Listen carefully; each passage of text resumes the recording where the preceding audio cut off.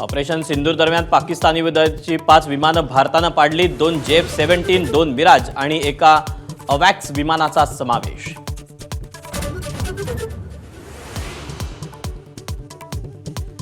नवमेच्या रात्री पाकिस्तानला चकवा देण्यासाठी भारतीय हवाई दलाकडून भन्नाट युक्ती।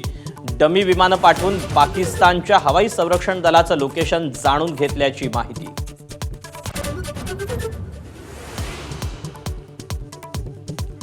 भारताच्या ब्राह्मोसच्या ताकदीपुढे पाकिस्ताननं गुडघे टेकले। संरक्षण मंत्री राजनाथ सिंगांचं भुजमध्ये प्रतिपादन। अंधाऱ्या रात्री पाकिस्तानला उजेड दाखवल्याचे गौरवोद्गार।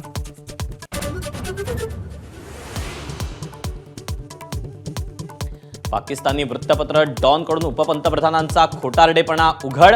AI जनरेटेड वृत्तपत्राद्वारे पाकिस्तानी संसदेत खोटा दावा केल्याचा फॅक्ट चेकमध्ये समोर।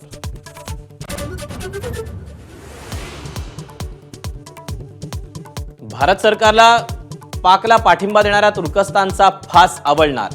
एअर इंडिया आणि इंडिगोला तुर्कीच्या विमान कंपन्यांसोबतची भागीदारी तोडायला सांगण्याची शक्यता। 2 दिवसातच पाकिस्तानच्या 6 दहशतवाद्यांचा खात्मा। काश्मीर पोलीस आणि लष्करानं पत्रकार परिषद घेऊन दिली माहिती। काश्मीरमधील दहशतवादाची इकोसिस्टीम संपवून टाकण्याचा निर्धार।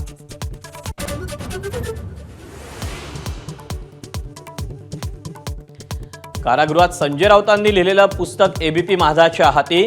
नरकातला स्वर्ग पुस्तकात बाळासाहेबांनी अमित शहांवर उपकार केल्याचा दावा।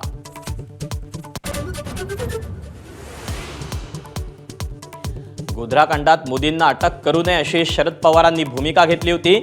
नरकातला स्वर्ग पुस्तकात संजय राऊतांचा दावा। अमित शहांच्या जामिनासाठी प्रयत्न केल्याचा दावा।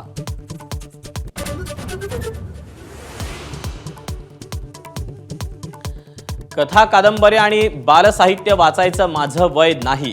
राऊतांच्या नरकातला स्वर्ग पुस्तकावर मुख्यमंत्री फडणवीसांचा उपहासात्मक टोला।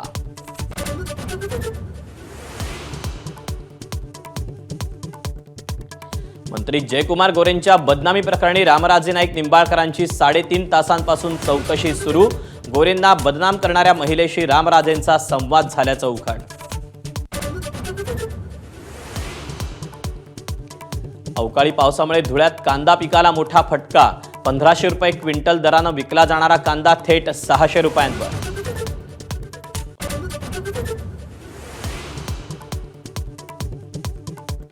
नाशिकच्या बॉम्बे नाका परिसरात दारू पिऊन तरुणीचा धिंगाणा। तरुणीच्या गोंधळानं काही काळ वाहतूकही विस्कळीत।